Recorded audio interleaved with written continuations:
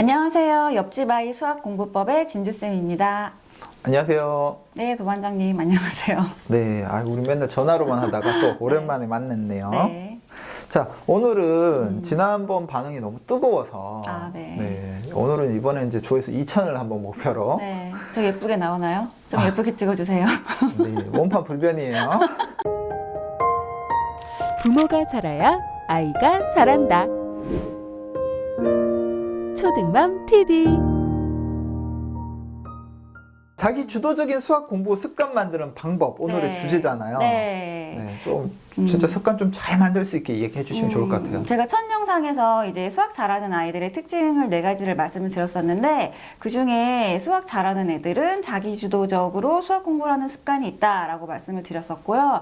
이번에는 그러면 그런 습관을 우리가 어떻게 하면 잡을 수 있을까에 대해서 한번 말씀을 드려볼까 합니다.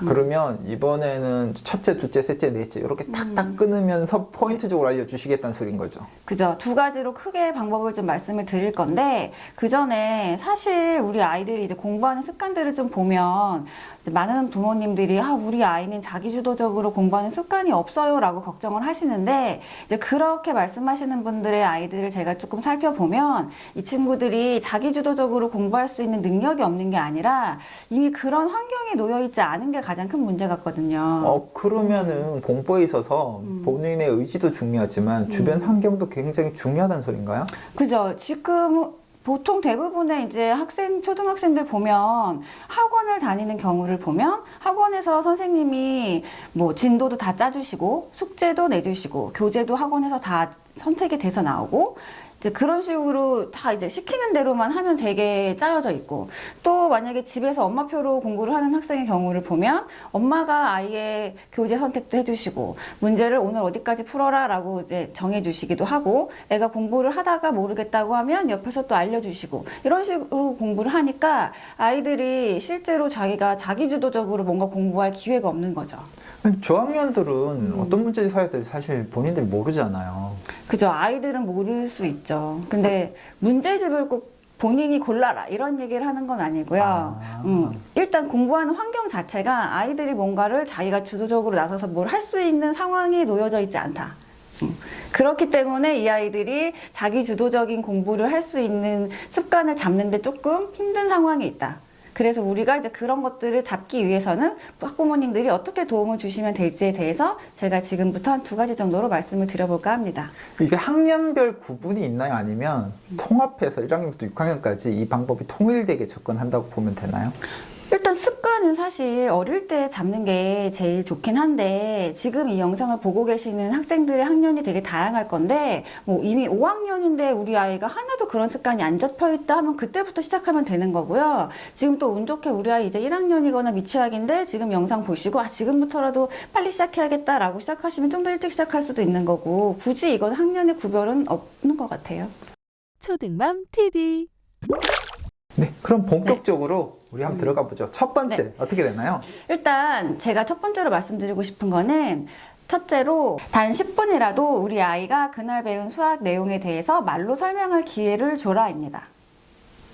말로 설명할 기회를 주라고요? 네. 수학은 사실 본인이 완벽하게 이해를 하지 못하면 말로 설명하는데 무리가 있거든요. 그러니까 누군가를 가르칠 정도가 돼야 완벽하게 이해했다라는 말 도반장님 들어보셨어요? 그쵸. 그러니까 수학이 특히 그래요. 본인이 개념을 정확하게 이해하고 있지 않으면 누군가에게 말로 설명하는 데는 큰 무리가 있어요. 그럼 부모 입장에서 고민이 되는 게 제가 앞에 앉아있고 저보고 설명하라고 해야 되나요? 아니, 설명을 해봐! 이렇게 하는 거는 조금 아이에게 너무 부담스럽잖아요. 너 오늘 뭘 배웠는지 엄마한테 한번 얘기해 줄래? 이 정도로 이제 대화를 좀 이끌어내는 거죠. 근데 자꾸 이제 이런 게 조금 습관이 되면 이 친구는 수학을 배울 때, 오늘 또 집에 가면 엄마가 나한테 뭔가를 설명해 보라고 할 텐데? 라고 생각을 하니까 일단 수업을 집중해서 들을 수밖에 없어요. 내용을 하나 듣더라도, 이거를 내가 이따가 집에 가서 엄마한테 어떻게 설명을 해야 될까? 라고 한 번 더 생각하면 조금 더 집중하고 자기가 조금 더 신경을 써서 수업을 들을 수 있는 거죠. 이게 보시고 있는 시청자분들 입장에서는 아이 보고 설명하라는 것도 좀 부담이겠지만, 네. 거기 앞에 앉아갖고 듣는 본인도 굉장히 고역일 것 같아요. 근데 여기서 한 가지 팁을 드리면 지금 도반장님이 말씀하신 것처럼 자, 너 오늘 배운 거 엄마한테 설명해봐. 아빠한테 설명해봐. 이렇게 질문하시기보다는 너 오늘 수학을 배우면서 어떤 점이 궁금했니? 라든지 너는 그게 왜 궁금했니? 그냥 이 정도로만 아이가 한 번 더 생각해 볼 수 있는 질문을 던져주시는 게 좋은 방법이에요. 네, 그러면 두 번째는 뭐예요? 두 번째는 이렇게 말하면 좀 그렇지만 불친절한 문제를 풀게 하라입니다. 아, 불친절한 문제를 풀게 하라. 네. 수학에서 불친절한 문제라는 게 어떤 건지 잘 모르겠어요. 보통 요즘에 이제 문제집들을 보면 문제집들이 되게 친절해요. 상당히 친절하게 힌트나 개념 설명들을 교재에다가 쭉 설명해 놓은 교재들이 되게 많은데 사실 저는 제가 이제 아이들을 가르칠 때 그런 힌트나 문제 유형문 같은 것들은 다 접착식 메모지 이제 그런 걸 이용해가지고 붙여놓거든요. 붙여놓고 풀게 해요. 근데 왜 그러냐면 교재의 그런 유형명이나 힌트를 보고 아이들이 문제를 생각하지 않고 그냥 바로 그거를 적용해서 푸는 경우가 굉장히 많아요. 그러니까 예를 들면 뭐 최대 공약수의 활용 이런 유형명이 딱 있다. 그러면 얘는 문제를 보고 아 이게 최대 공약수를 구하는 문제인지 최소 공배수를 구하는 문제인지 생각 안 하고 그냥 바로 최대 공약수를 그냥 구해버리는 거죠. 그러니까 이렇게 뭔가 교재의 힌트나 친절한 설명 같은 게 아이들이 한 번 더 생각할 수 있는 기회를 뺏어가는 경우가 있기 때문에 자기주도적으로 수학을 조금 더 공부를 하기를 원한다 할 때는 접착식 테이프 같은 걸로 좀 가려놓고 문제를 풀게 시킵니다. 아, 이 영상 히트 치면 네. 네, 포스트잇에서 많이 판매되겠네요. 네. 포스트잇을 광고하려고 나온 것 같은데 그게 아니라 저는 접착식 테이프라고 말씀드렸어요. 자, 그러면 세 번째는요. 세 번째는 제가 오디오 클립에서 얘기하지 않은 건데 사실 이 두 가지 방법을 이제 말씀드렸고 세 번째 더 이제 해주고 싶다 하면 아이한테 스스로 학습 계획표를 한번 짜보게 시키는 것도 가장 좋은 방법인 것 같아요. 근데 이 학습 계획표라는 거를 갑자기 이제 아이한테 너 한번 짜봐 이렇게 하기에는 조금 무리가 있으니까 초반에 특히 저학년 같은 경우에는 이제 엄마가 옆에서 자 우리 한번 학습 계획표 같이 짜볼까? 너 오늘 또는 뭐 일주일 동안 네가 해야 될 일이 뭐니? 이렇게 한번 좀 물어보고 그 스케줄을 좀 듣고 거기에서 부족하거나 첨가해야 될 게 있으면 엄마가 또 제시를 해주시고 이런 식으로 아이와 함께 스케줄표를 짜는 것도 좋은 방법인 것 같습니다. 초등맘 TV.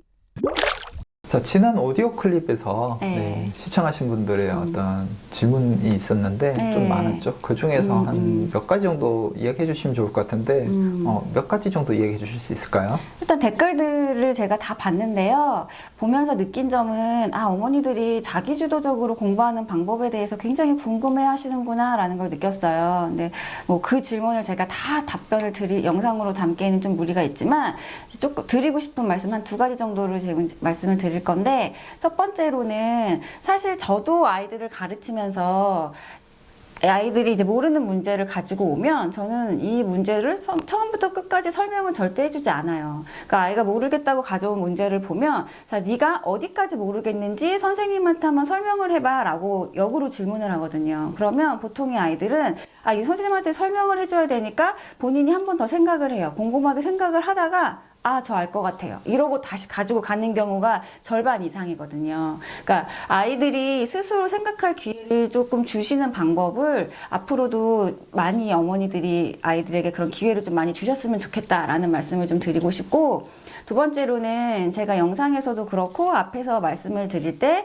친절한 힌트나 교재의 유형명을 접착식 메모지를 사용해서 가리고 푼다 이렇게 말씀을 드렸는데 이제 그 영상의 내용을 듣고 아 그러면 혹시 교재에 그런 힌트들이 다 안 좋은 거냐라고 이제 생각하시는 학부모님들이 약간 계셨던 것 같아서 그 부분에 대해서 말씀을 드리고 싶은 거는 그런 교재의 친절한 힌트나 아니면 유형명들은 사실 그 각각의 교재의 기획 의도에 맞춰서 꼭 필요한 부분이 맞아요. 맞는데 제가 말씀드린 부분은 이제 자기 주도적으로 문제를 끝까지 푸는데 필요한 요소가 있기 때문에 그 부분을 가리는 거다. 그리고 저는 아이가 문제를 끝까지 풀고 나면 그 접착식 테이프 바로 뗍니다. 떼서 다시 한번 힌트도 확인시켜주고 유형명이 이거였다라는 것도 다시 한번 인지를 시켜주거든요. 그래서 접착식 메모지를 활용해라 라고 말씀을 드렸던 거고요. 있고요.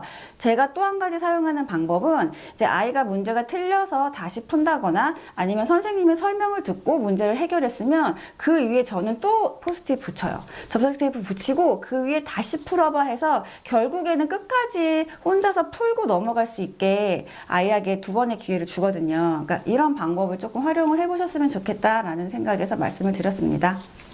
초등맘 TV.